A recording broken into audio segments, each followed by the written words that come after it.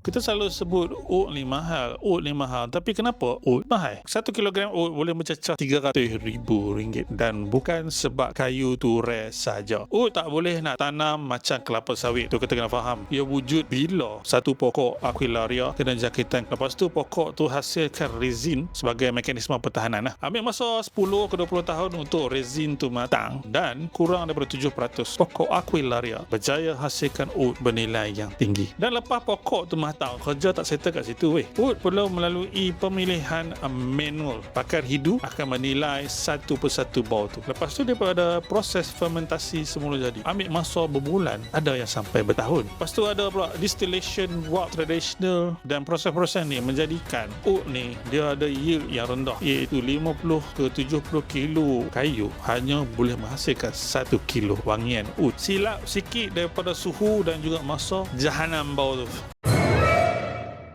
Jujur aku cakap, mandi guna oat asli tak praktikal, tak scalable dan tak masuk akal. Oat asli ni sesuai untuk jadi kolektor dan juga niche perfumery, bukan kegunaan harian. Jadi industri buat satu keputusan yang pintar, bukan jual bahan mentah, tapi jual sensasi luxury oat experience. Aura oat daripada Al-Haddad, bau luxury, logik untuk harian. Shower jet oat yang dengan vibe 5 bintang hotel. Ada spa beach premium. Dia berkaya dengan ekstrak bunga telang, algae, grape, white musk dan juga oat, melembabkan kulit dan juga antioksidan tinggi dengan bau yang kekal lama. Link di bio untuk membeli.